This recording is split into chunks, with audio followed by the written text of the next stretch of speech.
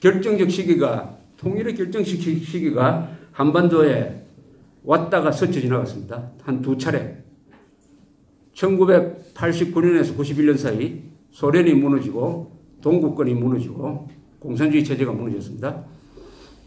민주화가 됐습니다. 그리고 중국에서는 천안문 사태가 일어나고, 더구나 노태우 대통령이 서울올림픽을 계기로 해가지고 북방정책을 공세적으로 피워가지고 중국, 소련, 동구권과 수교를 함으로써 북한을 고립시켰습니다. 또 유엔에 동시가입을 했어요. 이때가 찬스였죠. 그때 북한은 경제가 무너지니까 상비군을 강하게 유지할 수 없다. 그러면은 핵 개발을 하는 수밖에 없다. 가장 사기에 치인다.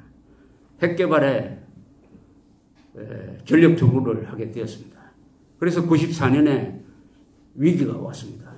그때 미국은 북한을 때릴까라고 생각을 했습니다. 당시에 김영삼 대통령은 반대했습니다. 이때 기회를 놓쳤죠. 그때 영변 핵시설을 폭격했더라면은 북한은 대응 수단이 없었어요. 장사포로 아마 서울을 1시간쯤 공격하다가 반격을 받아가지고 다 사라지는 그런 꼴을 당했을 겁니다.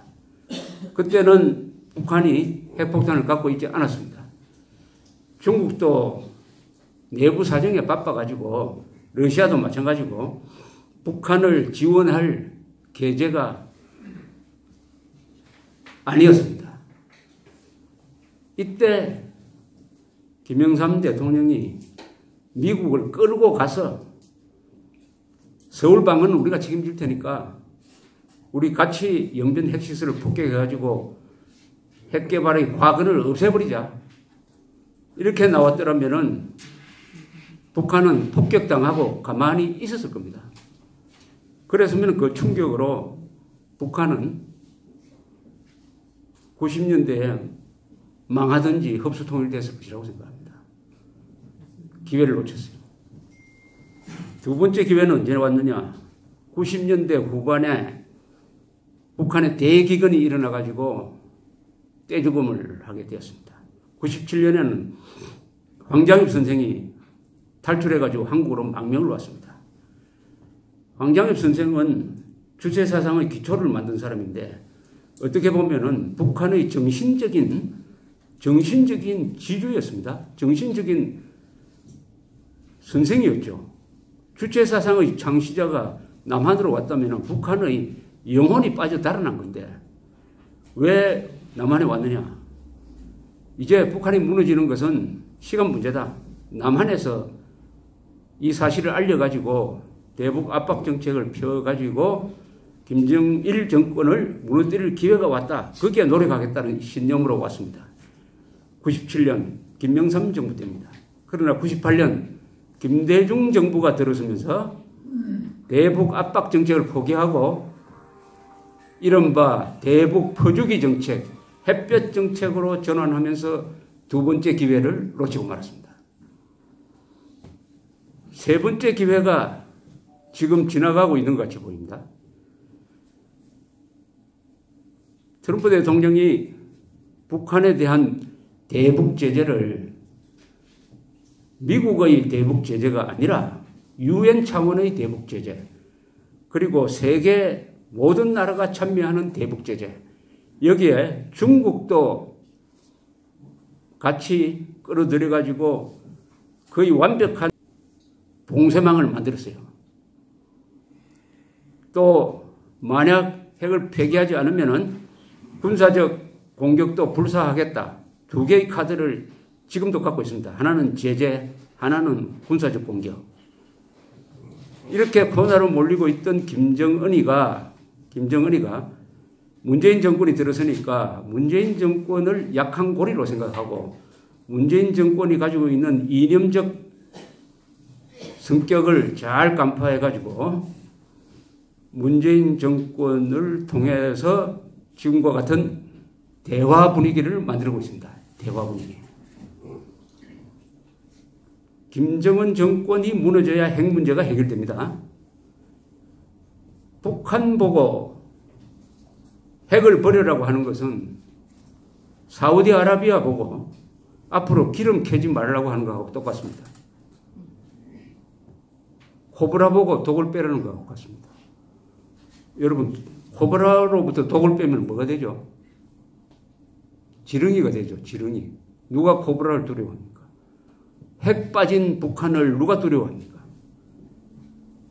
그 말은 북한은 죽었다 깨어나도 핵을 포기하지 않습니다. 핵 포기하는 것은 자살행위죠. 핵을 포기한 다음에 아무리 경제적 지원을 받는다고 하더라도 체제 붕괴는 막을 수가 없습니다. 그러나 핵 포기하겠다는 쇼를 하고 있으면서 여기에 문재인 정권이 가세해가지고 이런 지금 연극마당을 연출하고 있습니다.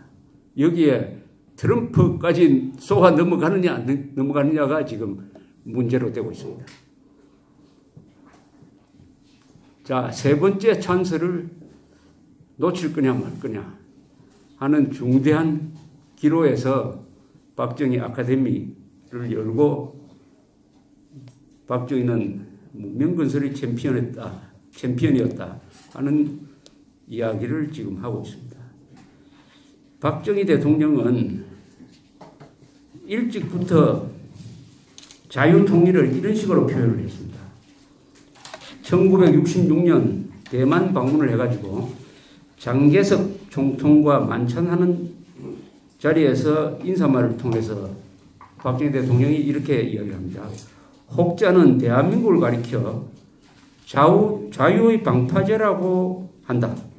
그러나 이런 비유를 나는 받아들일 수 없자 어찌해서 우리가 파도에 시달리면서도 그저 가만히 있어야만 하는 그러한 존재란 말인가. 우리는 전진하고 있다. 우리야말로 자유의 파도다. 이 자유의 파도는 멀지 않아 평양까지 휩쓸게 될 것을 나는 확신한다. 자유의 방파제가 아니다. 자유의 쇼윈도로 거쳐서는 안 된다. 자유의 파도가 돼가지고 평양을 싹 쓸어버려야 한다. 자유통일. 이렇게 함으로써 박정희는 자신의 18년의 집권기간을 관통한 대전략의 원칙을 이렇게 정리를 한 겁니다. 박정희 대통령은 자조정신을 강조합니다. 자기의 운명은 스스로 결정해야 된다. 그래야 누가 도와줄 마음이 생기지 않느냐. 자조정신. 자조정신이 있어야 자립경제를 만들 수가 있다. 자립경제의 바탕이 있어야 자주국방을 만들 수가 있다. 자주국방력이 있어야 자유통일할 수 있다. 사자조, 사자. 자조, 자립, 자주, 자유. 이게 박정희 대통령의 국가 운영의 원리입니다. 원리. 이분은 간단 명료한 대전략과 목표를 가지고 있었어요. 박정희 대통령의 리더십의 한 중요한 부분은 이분의 어휘력입니다. 어휘력. 박정희 대통령은 한국어를 잘 구사하는 사람이었어요. 여러분, 어휘력은 얼마나 많은 단어를 아느냐 플러스 그 단어를 질서 있게 연결해가지고 명료한 문장으로 만들어내고 그 문장을 통해서 다중을 설득하고 교육하는 능력을 말합니다. 그것을 총체적으로 해서 어휘력이라고 제가 말합니다. 인간은 어휘력만큼만 출세할 수 있다는 이야기였습니다. 어휘력. 인간은 말을 하는 동물입니다. 말을 잘하면 출세합니다. 말을 잘하면 지도자가 됩니다. 박정희는 바로 말을 잘하고 글을 잘 쓰고 구호를 잘 만들어내고 거기에 기반을 해가지고 대전략을 구사한 사람이었습니다. 자조, 자립, 자주, 자유통일, 자유통일. 박정희 대통령은 자립, 자조, 자립, 자주까지는 했어요. 그러나 자유통일은 아직 달성하지 못했습니다. 그 뒤에 기회가 왔으나 지도자의 실수, 국민들의 안일한 생각, 선동에 넘어가는 취약점 등이 노출되면서 우리가 세 차례의 자유통일의 기회를 놓칩니다. 야구에서 보듯이 기회를 놓치면은 그 위에 위기가 오죠. 지금 대한민국에 위기가 왔습니다. 박정희라는 사람을 저는 왜 흥미를 가지고 있느냐 하면은 영웅이기에 흥미를 가지고 있습니다. 위대한 인물, 영웅이라는 호칭을 붙이려면은 위대한 지도자로만 되는 건 아니죠. 영웅이라는 호칭을 붙일 수 있는 사람을 한번 생각해 보십시오. 영웅할 때 떠오르는 인물들, 그 사람들은 생애가 성공과 실패가 다 같이 있습니다. 성공만 한 영웅 없습니다. 실패만 하면 그건 영웅이 되지 않죠. 성공과 실패, 그러면서 드라마틱한 생애를 산 사람입니다. 영웅의 모습은 여러 가지입니다. 정치적 영웅, 군사적 영웅, 경제의 영웅, 예술의 영웅, 고흐와 같은 일생을 그림에 투자한 영웅 등등, 베토벤 같은 영웅, 그 영웅의 개념은 다 다르죠. 마르틴 루트 같은 영웅. 영웅을 소재로 책을 쓴 사람이 토마스 칼라일이라는 사람이 쓴 영웅 숭배론이라는 책이 있습니다. 또 니체도 영웅을 초인이라고 했어요. 초인. 자라투스트라. 그래서 자라투스트라는 이렇게 말하겠다 하는 유명한 책을 썼고, 그 서문이 아주 명문입니다. 서문이 다소 관념적이고 어렵지만은, 박정희 대통령이 총을 맞고 돌아가시고 국장을 할 때 국립교향악단이 조곡으로서 연주한 곡이 리하르트 슈트라우스가 작곡한 자라투스트라는 이렇게 말하였다 였습니다. 여러분 나중에 유튜브에 자라투스트라는 이렇게 말하였다라는 곡을 한번 들어보시기 바랍니다. 이 자라투스트라는 이렇게 말하였다는 어떻게 작곡이 되었느냐. 리하르트 슈트라우스가 니체의 자라투스트라는 이렇게 말하였다, 이거 서문을 읽어보고는 이거를 음악으로 한 표현을 해야 되겠다 해서 만든 것이요. 자라투스트라는 이렇게 말하였다 이 서문에는 영웅을, 초인을 이렇게 정리를 하고 있습니다. 초인은 청탁을 같이 들여 마시되 항상 정신이 순결한 사람이다. 더러운 강물을 들여 마셔가지고 바다와 같은 새로운 세상을 만들어내지만 정신은 항상 맑은 사람이다. 바로 박정희를 이렇게 표현한 셈이죠. 박정희는 바로 난세를 겪으면서 가난과 전쟁, 이념 대결, 부인은 좌익 손에 맞아 죽고, 형은 우익 경찰에 죽고, 본인은 부하 총에 맞아 죽고, 감옥에도 가고 고문도 당하고 상처도 하고 실련도 하고 굶주림도 겪고 식민지의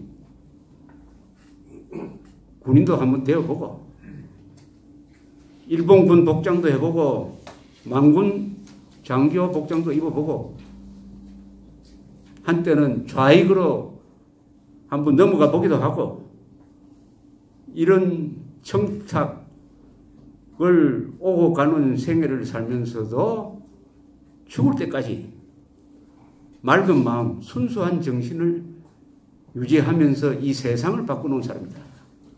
그런 점에서 자라투스트라와 같은 초인과 같은 영웅이었다. 영웅이었다. 그런데 그분의 국장에 자라투스트라는 이렇게 말하였다는 곡이 어떻게 선곡이 되었는지 참으로 신비하다는 생각이 들어서 어떻게 선곡을 했냐고 물어보니까 담당자한테 아무 생각 없이 했답니다. 아무 생각 없이 했다는 게 중요하죠. 아무 생각 없이 했다는 게 거기에 바로 시대 정신이 들어가 있었던 것이 아니냐. 의도적으로 한 게 아니고. 자라투스트라는 이렇게 말했다. 그게 박정희라는 사람을 영웅론적으로 평가하면 바로 그런 사람이죠. 청탁을 들여 마시되 본인은 절대로 더럽혀지지 않는 사람. 더러운 강물 같은 구시대를 온몸으로 받아서 그것을 소화해가지고 오늘날 대한민국 같은 거대한 바다를 만들어내면서도 본인은 맑은 정신을 끝까지 유지해간 사람. 얼마나 어려우냐. 권력을 가진 자가 부패하는 게 제일 어렵습니다. 저처럼 권력을 갖지 않는 사람은 부패하지 않을 수가 있어요. 그러나 권력을 가지고 또 굉장한 경제 발전을 이루어가지고 돈을 벌고 있는 그 한가운데 있는 분이 부패하지 않고 정신을 맑게 유지한다는 것이 얼마나 어렵습니까? 얼마나 어렵습니까? 박정희 대통령의 마지막 순간을 제가 흥미롭게 관찰하고 기록한 이유도 바로 그것입니다. 이분이 마지막에 죽을 때 어떤 모습이었느냐? 그것이 그분이 살아온 62년의 생애가 압축되는 거죠. 박정희 대통령 김재규로부터 가슴에 총을 받고 그 총탄이 등을 관통하니까 등에서 피가 콸콸 쏟아지고 있었습니다. 김재규는 또 쏠라고 했는데 불발이 되니까 권총을 바꾸기 위해서 바깥으로 잠시 나갔습니다. 그 사이에 그 옆에 있던 두 여자 심수봉, 신재순 등을 손으로 막으니까 손가락 사이로 피가 샘솟듯 했어요. 각하 괜찮습니까? 물었습니다. 박정희 대통령의 답은 난 괜찮아 였어요. 총을 갖지 않고 옆에 있었던 차지철은 실내 화장실로 도망을 갔습니다. 화장실 문을 빼꼼히 열고 각하 괜찮습니까? 물었어요. 또 난 괜찮아 라고 했습니다. 난 괜찮아 이게 무슨 뜻이냐? 심수봉, 신재순 그 옆에 있었던 김계원 비서실장의 증언을 종합을 하면은 난 괜찮으니까 자네들은 피해야 돼 라는 뜻이었다고 합니다. 난 괜찮으니까 자네들은 피해야 돼. 그래서 신재순 씨는 이 대통령이 역시 다르구나. 자신의 고통보다는 우리의 안전을 더 생각하는구나 라고 감동했다는 증언을 남겼어요. 그때 박정희 대통령은 총을 피한다든지 아프다든지 하는 표현을 일치하지 않았습니다. 오로지 난 괜찮아라고 했습니다. 그럼 총을 가슴에 맞고 난 괜찮아라는 말이 나올 수 있느냐? 제가 6.25 때 부상한 사람들을 만나서 이게 과연 가능하냐라고 물어본 적도 있습니다. 답은 불가능하다는 겁니다. 불가능한데 가능했으니까 그게 영웅적 인간의 자연스러운 모습이라고 생각을 합니다. 그 바로 앞에 있는 국군 보안사 병원으로 후송되는 차중에서 운명했습니다. 시신을 갖다 놓고 의사들을 불러가지고 이제 치료를 뒤늦게 하는데 이미 생명은 끊어졌어요. 그 옆에 중앙정보부 요원들이 얼굴을 가리니까 의사들이 박정희 대통령인 줄 몰랐어요. 어떤 변사체가 하나 왔구나 정도로 생각을 했습니다. 그래서 나중에 조사를 받았어요. 왜 당신은 군의관 정규형 대위라는 사람인데 보안사 수사관이 왜 당신은 각하인 줄 몰랐느냐라고 물으니까 대답하는 말이 이렇습니다. 혁대를 보니까 헤어져가지고 흐물흐물하고 넥타이 피는 몇 개가 벗겨져 있었고 찬 시계는 흐름한 세이코 시계더라. 그래서 차마 대통령인 줄 몰랐습니다. 이렇게 진술을 했습니다.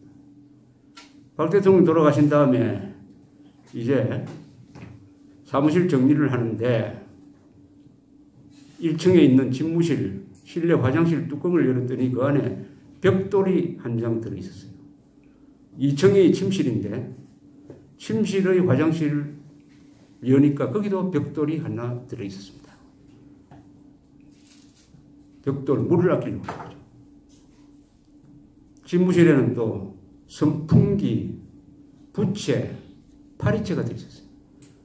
이분이 여름이 되어도 에어컨 틀지 말라고 해놓으니까 문을 열어야 될 거 아닙니까? 그럼 파리 들어오고 하니까 선풍기 켜놓고 파리 잡고 있어요. 정신이 가난한 사람이죠. 이런 사람을 기독교에서는 정신이 가난하다는 표현을 쓰죠. 나라는 부자가 되었는데 정신은 맑은 사람, 가난한 사람. 그래서 자라투스트라는 이렇게 말했다. 영웅의 정의 그대로 박정희 대통령은 그런 사람이었어요. 더러운 강물을 받아서 거대한 바다로 만들어내지만 본인은 끝까지 죽을 때까지 권력을 갖고도 어마어마한 부를 샀도록 만들면서 정작 본인은 맑은 정신을 유지했다. 순수했다. 그래서 제가 박정희를 부끄럼 타는 초인이다. 알렉산더 대왕이나 나폴레옹과 같은 전광석화의 영웅이 아니고 부끄럼 타는 초인이다. 서민들의 애환을 알고 개인의 한을 민족의 한으로 승화시켜서 새로운 세상을 만든 사람이다. 이렇게 정의하는 이유고 박정희 대통령에 대해서 기자로서 흥미를 갖게 된 계기였음을 제가 설명드린 것입니다. 영웅 박정희라고 할 때 그 영웅은 통상적으로 생각하는 이미지로서의 영웅하고는 다른데 그러나 또한 영웅이 남긴 업적으로 비교하면 또 비슷해요. 나폴레옹이나 알렉산더나 이순신이나 김유신이나 이런 영웅들의 생애와 박정희 생애를 비교하면 업적 면에서는 비슷하고 역할이 비슷합니다. 진정한 영웅이죠. 영웅이라고 했을 때 그 등수를 어떻게 매기느냐. 일당백으로서 저 조자룡처럼 장비처럼 저렇게 싸우는 사람이 영웅이라면은 그 싸움 잘하는 사람이 영웅이죠. 진정한 영웅은 제도를 만드는 사람입니다. 제도. 오래 갈 수 있는 제도를 만들어서 많은 사람들을 행복하게 하는 사람이 정말 영웅입니다. 제도를 만드는 사람입니다. 제도. 박정희 대통령은 수많은 제도를 만들었습니다. 오늘날 대한민국이 이렇게 인류 국가에 가까운 모습으로 기능할 수 있는 거의 모든 제도의 바탕에는 이승만, 박정희가 있습니다. 딱 그 중에 하나만 예를 들면 의료보험제도. 1977년 7월 1일부터 시행한, 단계적으로 물론 시행했죠. 의료보험제도는 그 뒤에 전 국민을 다 수혜 대상자로 만들고 세계가 인정하듯이 가장 값이 싸고 가장 능률적인 의료보험제도가 되었습니다. 그 효과는 어떻게 나타났느냐? 한국 사람들의 평균 수명이 연장이 되었습니다. 지금 한국 사람들의 현재의 평균 수명은 세계 랭킹을 내면은 185, 6개국 중에서 지금 평균 수명이 81세죠. 81세에서 82세로 넘어가고 있을 겁니다. 여자는 86세, 남자는 79세 되죠. 세계에서 10대 장수국입니다. 10대 장수국입니다. 여자는 더 높습니다. 통계에 따라서 세계 3등, 4등, 5등 이렇게 나옵니다.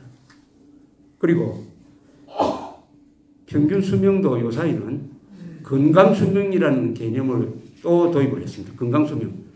오래 살기만 하면 뭐 하느냐? 건강하게 오래 살아야 될 거 아니냐? 건강수명. 한국이 73살입니다.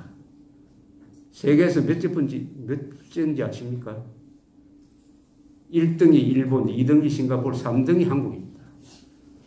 최장수국입니다, 한국이. 그리하여 2030년에 가면은 대한민국이 최장수국입니다. 일본을 제치고. 그때 되면 여자는 평균 수명이 90세를 넘게 됩니다. 어떻게 이게 가능했느냐? 영양이 좋다. 사고가 적다. 무엇보다도 의료 체제가 잘 되어 있다. 한국인들을 오래 살게 만드는데 우리 민족사에서 제일 공헌을 한 두 사람이 있죠. 이승만 자유민주주의 시장경제 만들었습니다. 한미동맹 만들었어요. 제도를 만들었습니다. 그리고 박정희 경제개발, 가난을 물리치고 굶주림을 물리치고 그리고 의료보험제도를 만들었다. 이게 영웅이죠. 이게 영웅이죠. 특히 북한의 영웅을 자처하는 김일성, 김정일, 김정은과 비교하면 그 차이가 극명할 것이라고 생각합니다. 북한은 평균 수명이 세계에서 100등쯤 됩니다. 100등. 72살 정도 돼요. 72살. 남자는 60대입니다. 60대. 동족으로 태어나서 10살 차이가 납니다. 가장 한민족의 큰 비극이죠. 휴전선 남쪽에 산다는 이 우연으로 해서 북한 동포보다 10년을 더 산다. 1인당 10년을 더 산다는 겁니다. 1인당 10년이에요. 남자 평균 키는 북한 남자보다 한국이 12cm나 더 크다. 지난 100년 동안 키가 가장 많이 큰 사람이 누구냐? 조사를 했더니 지난 100년입니다. 1914년에서 1914년에서 2014년까지 했더니 한국의 여자입니다. 한국 여자 평균 키가 이 100년 사이에 20cm가 컸습니다. 20cm. 행복의 겨워야죠. 이승만, 박정희에 감사하고 자발적으로 저 벽에다가 이승만, 박정희 사진 걸어놓고 매일 거기서 뭐 절할 필요는 없겠지만 두 분의 얼굴을 보면서 저 두 분 덕분에 우리가 이런 의식주를 누리고 있다 라고 가르치면서 여기까지 왔더라면 오늘 이런 황당한 위기는 겪지 않았을 것입니다. 그런 이승만, 박정희를 저주하는 것이, 욕하는 것이 지식인의 의무다. 욕하는 사람이 양심가다. 그게 진보적이다. 그게 정의다. 이승만, 박정희는 친일파다. 한 사람은 친일파를 중용한 사람이다. 그러니까 민족 반역자다. 저 만주에서 게릴라 전편 김일성이가 항일민족운동 제대로 한 사람이다. 이런 악마적 역사관이 민족과 민주라는 두 가면을 쓰고 대한민국 사람의 정신을 오염시켰고 맨 먼저 오염된 지식인들이 그 선동을 북한 노동당 정권 발신의 선동을 해대면서 드디어 집권 세력이 되는 또는 집권 세력의 지지 세력이 되는 이런 사태가 일어났는데 그나마 여기 계신 분들은 박정희를 제대로 알아야 되겠다. 바로 알아야 되겠다는 생각으로 이 자리에 저와 같이 하고 있습니다.